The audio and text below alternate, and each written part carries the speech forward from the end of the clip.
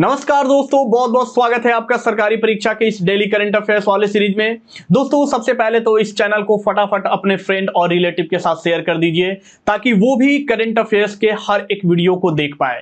और अगर आप इस चैनल पे नए हो तो आप इस चैनल को सब्सक्राइब कर लो और साथ ही बेल आइकन को भी प्रेस कर लो। जब आप बेल आइकन को प्रेस करें तो वहां नोटिफिकेशन में ऑल जरूर कर दे। इससे आपको इस चैनल के माध्यम से जितनी भी वीडियो यहां पे अपलोड किए जाएंगे उसकी नोटिफिकेशन आप तक पहुंचती रहेगी। लेकिन फिलहाल यहां आज मैं आपके लिए आज के महत्वपूर्ण करंट अफेयर्स पे चर्चा करने वाला हूं। और जैसा कि आप सबको पता है कि यहां पे मैं करंट अफेयर्स को पूरी डिटेल के साथ और इंपॉर्टेंट पॉइंट के साथ चर्चा करता हूं। और आपको यहां पे जो भी करंट अफेयर्स पे चर्चा किए जाते हैं वो आपके एग्जाम के पॉइंट ऑफ व्यू से काफी इंपॉर्टेंट होते हैं। तो कोशिश करें कि वीडियो को लास्ट तक जरूर देखें और जरूरी इंफॉर्मेशन को कहीं नोट डाउन जरूर कर ले। तो दोस्तों बिना देर किए हम इस वीडियो को आगे बढ़ाते हैं और देखते हैं हमारे आज के महत्वपूर्ण करंट अफेयर्स।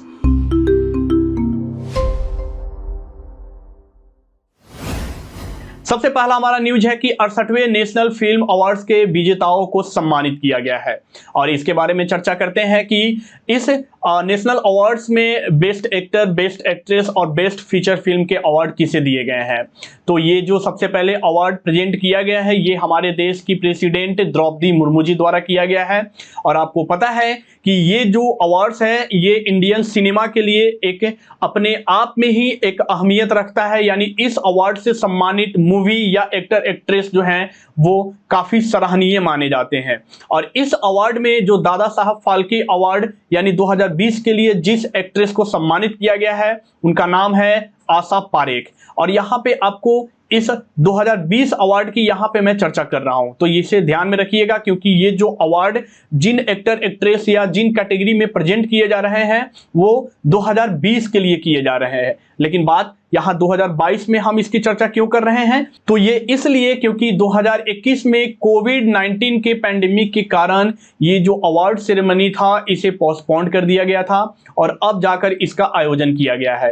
तो यहां जो भी आपको अवार्ड्स से रिलेटेड चर्चा किए जाएंगे वो 2020 के रिलेटेड होंगे तो आप इसे ध्यान में रखिएगा, ठीक है। अब इस अवार्ड सेरेमनी में जो बेस्ट फीचर फिल्म का अवार्ड मिला है वो एक तमिल फिल्म सुराराई पोत्रू को मिला है। और ये एक बहुत ही बेहतरीन मूवी है और इस फिल्म में हमारे समाज के बहुत सारे जो है मुद्दे को उजागर किया गया है और बताया गया है कि हमारे समाज में इन मुद्दों को कैसे सॉर्ट आउट भी किया जा सकता है।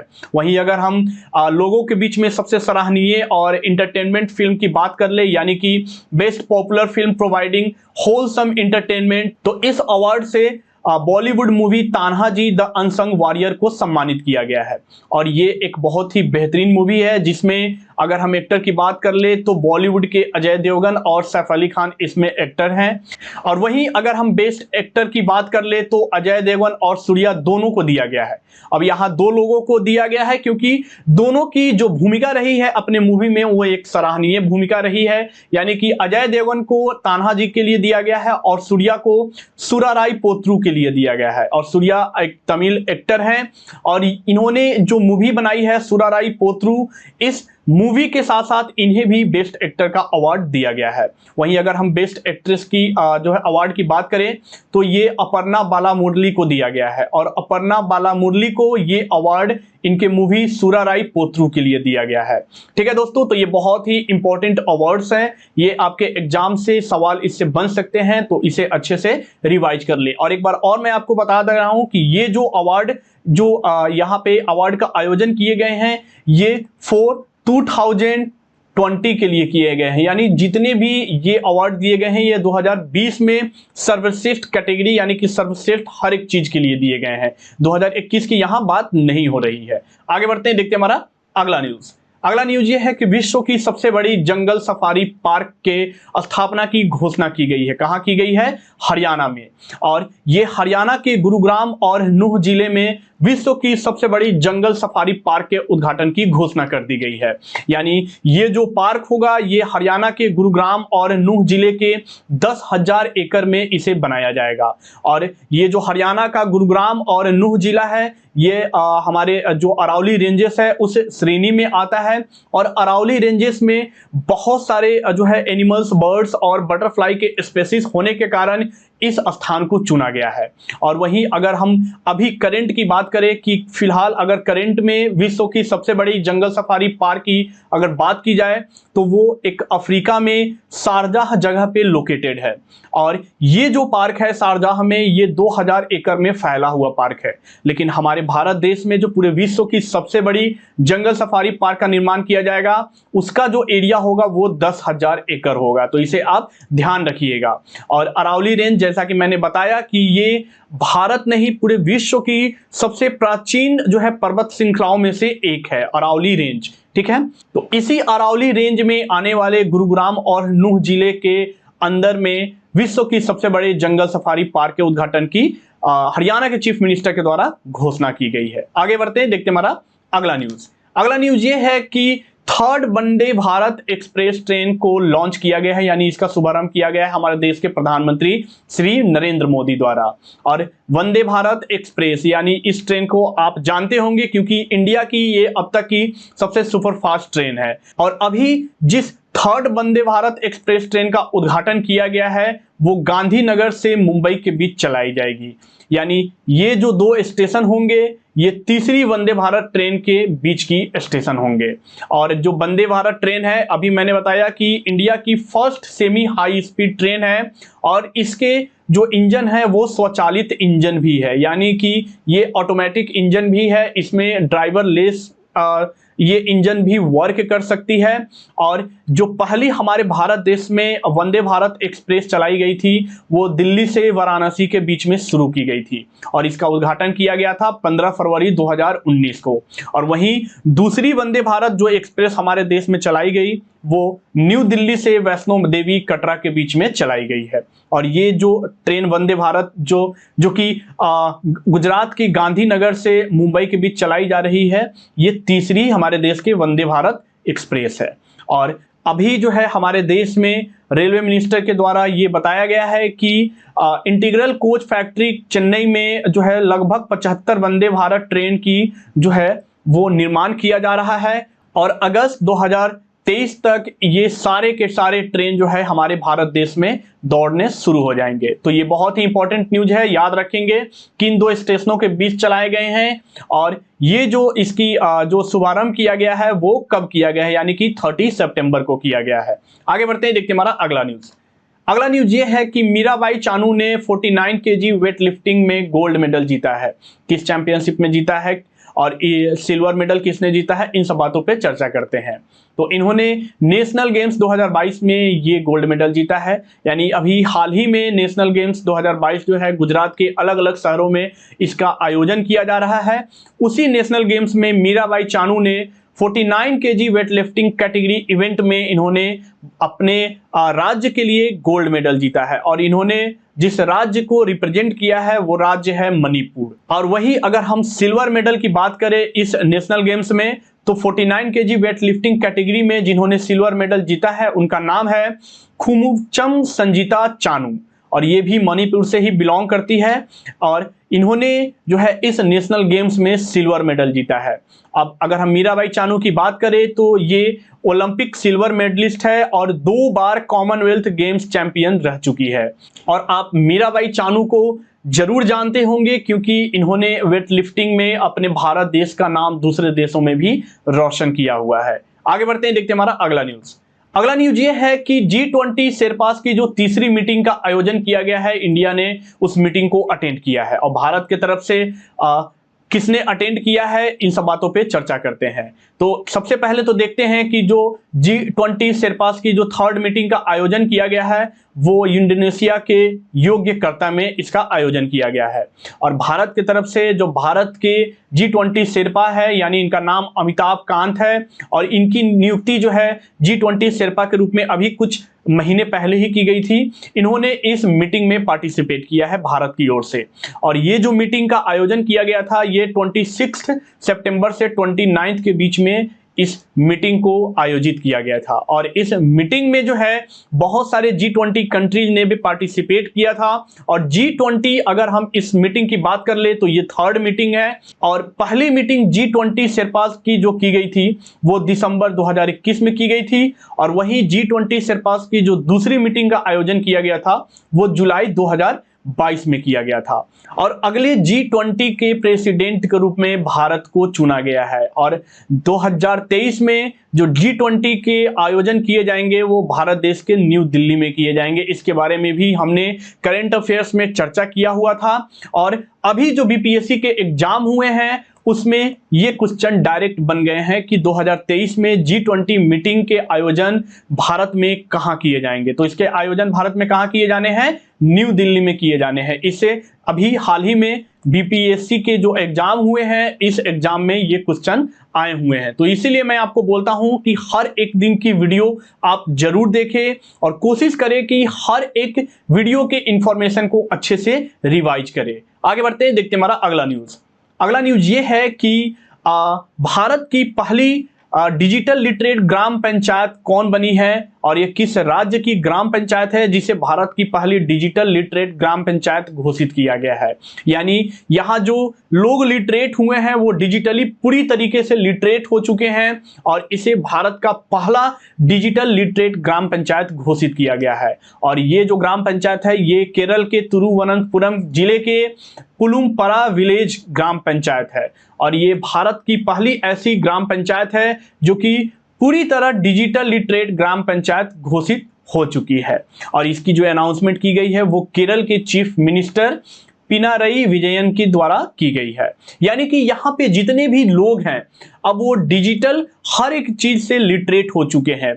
यानी एक कैंपेन चलाया गया था, एक ट्रेनिंग चलाई गई थी, एक प्रोजेक्ट लॉन्च किया गया था। इस प्रोजेक्ट का नाम था डिजी पुलमपरा, यानी इस विलेज से रिलेटेड ही ये प्रोजेक्ट था।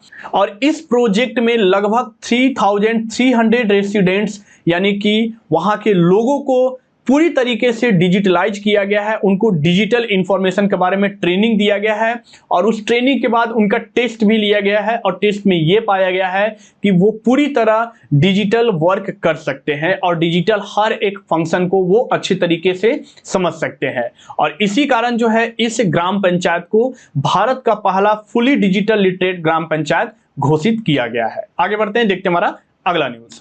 अगला न्यूज ये है कि जो अभी हमारे भारत देश में प्रिकॉशनरी डोज कोविड को लेकर चलाए गए थे उस डोज को कवर करने वाला भारत का पहला स्टेट और यूनियन टेरिटरी कौन बना है, इससे ये आपके न्यूज है। यानी भारत का पहला स्टेट या यूनियन टेरिटरी दोनों की अगर हम बात कर ले तो अंडमान और निकोबार आइलैंड बन चुका है जिसने पूरे अंडमान और निकोबार के हर एक नागरिक को प्रिकॉशनरी डोज लग चुका है। यानी कि जो भारत सरकार के द्वारा कोविड को लेकर जो फर्स्ट डोज और सेकेंड डोज चलाए जाने के बाद जो प्रिकॉशनरी डोज चलाए गए हैं जिसकी जो शुरुआत की गई थी 10 अप्रैल को पूरे भारत में, उस डोज के तहत अंडमान और निकोबार के हर एक पर्सन चाहे वो 18 के एबव हो या 15 से 18 साल के पर्सन हो या 12 से 14 साल के जो बच्चे हो, उन सारे एज कैटेगरी वाले लोगों को प्रिकॉशनरी डोज जो है वो लगाया जा चुका है। और इस अचीवमेंट को पाने वाला अंडमान निकोबार पहला भारत का स्टेट और यूनियन टेरिटरी भी बन चुका है। और इस प्रिकॉशनरी डोज में जो वैक्सीन लगाए गए हैं लोगों को वो वैक्सीन है कार्बोवैक्स और कोविशील्ड। ये दोनों वैक्सीन जो है ये प्रिकॉशनरी डोज के रूप में लोगों को लगाए गए हैं। आगे बढ़ते हैं, देखते हैं हमारा अगला न्यूज। अगला न्यूज ये है कि जम्मू कश्मीर और लद्दाख हाई कोर्ट के नए चीफ जस्टिस की नियुक्ति की गई है। इनका नाम क्या है, इनके बारे में जानते हैं। तो इनका नाम है न्यायमूर्ति अली मोहम्मद मागरे और ये अभी हाल ही में जम्मू कश्मीर और लद्दाख हाई कोर्ट के जो सुप्रीम कोर्ट की कॉलेजियम है उसके द्वारा इनकी नाम की सिफारिश की गई है। और जो सुप्रीम कोर्ट की कॉलेजियम यानी कि जो बेंच है जो हर एक राज्य में हाई कोर्ट के चीफ जस्टिस की नियुक्ति करती है, उस बेंच के जो हेड है उनका नाम है यू ललित। यानी कि जो हमारे भारत देश के चीफ जस्टिस है, सुप्रीम कोर्ट के चीफ जस्टिस है, वही इस सुप्रीम कोर्ट कॉलेजियम को हेड करते हैं। और उनके द्वारा ही अभी जम्मू कश्मीर और लद्दाख हाई कोर्ट के चीफ जस्टिस के रूप में जस्टिस अली मोहम्मद मागरे के नाम की सिफारिश की गई है। और इनकी जो सिफारिश की गई है वो जम्मू कश्मीर कोर्ट के जो अभी जो चीफ जस्टिस है जिनका नाम है पंकज मित्तल, इनकी ट्रांसफर कर दी गई है। कहाँ की गई है? राजस्थान के हाई कोर्ट में की गई है। और राजस्थान हाई कोर्ट में इनके ट्रांसफर के बाद इनके नाम की यानी कि जस्टिस अली मोहम्मद मागरे की नाम की सिफारिश की गई है जम्मू कश्मीर हाई कोर्ट के लिए। ठीक है, और अभी जस्टिस मागरे की बात करें तो ये जम्मू कश्मीर हाई कोर्ट में ही ये एक जज के रूप में वहां पर कार्य कर रहे हैं। आगे बढ़ते हैं, देखते हैं हमारा अगला न्यूज। हमारा अगला न्यूज है कि भारत के प्रधानमंत्री श्री नरेंद्र मोदी द्वारा हमारे भारत देश में 5G सर्विस का उद्घाटन किया गया है।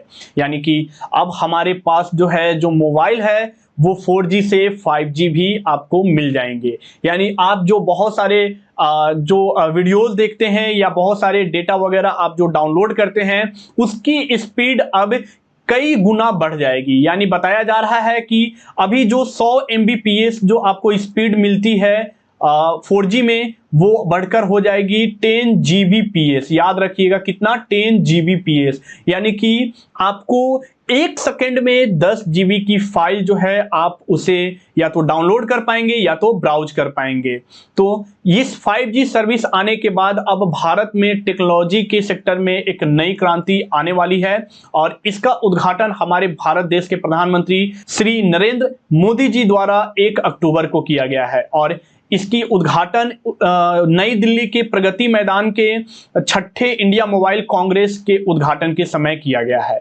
और इसके लिए जो पहले अभी जो है कुछ ही शहरों को यानी कि पहले फेज में 5G जो कि 13 शहरों में स्टार्ट किए जाएंगे, इन 13 शहरों को चुना गया है और इन 13 शहरों में अहमदाबाद, बंगलुरु, चंडीगढ़, चेन्नई, दिल्ली, गांधीनगर, गुरुग्राम, हैदराबाद, जामनगर, कोलकाता, लखनऊ, मुंबई और पुणे इसमें शामिल किया गया है। यानी कि इन 13 सिटीज में 5G की सर्विस अब जल्द ही शुरू होने वाली है और 5G की सर्विस शुरू होने के बाद भारत जो है अब दूसरे देश पे जो डिपेंडेंट है बहुत सारे टेलीकॉम के सेक्टर में या IT के सेक्टर में या टेक्नोलॉजी के सेक्टर में वो अब डिपेंडेंट नहीं रहेगा। अब भारत एक आत्मनिर्भर भारत बनने में आगे बढ़ रहा है।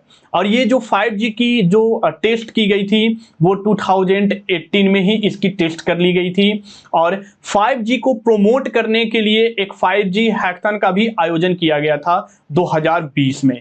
यानी कि जो हमारे भारत देश में अब जितनी भी टेक्नोलॉजी है वो 4G से 5G में कन्वर्ट हो जाएंगे। अच्छा, यहाँ तो 5G की बात हो रही है लेकिन आपसे सवाल ये भी पूछ सकता है यहाँ पे कि भारत में 4G की शुरुआत किस साल की गई थी। तो 4G की शुरुआत जो भारत में की गई थी वो 2012 में की गई थी और 3G जो भारत में शुरुआत की गई थी उसकी शुरुआत भारत में 2008 में की गई थी। तो याद रखिएगा 2008 में भारत में 3G की शुरुआत हुई थी यानी कि इसका उद्घाटन हुआ था और 4G की जो शुरुआत की गई थी वो भारत में 2012 और 5G की जो शुरुआत की गई है वो 2022 में की गई है। आगे बढ़ते हैं, देखते हैं हमारा अगला न्यूज। अगला न्यूज ये है कि बांधवगढ़ फॉरेस्ट में 20 बुद्धिस्ट केव्स मिले हैं।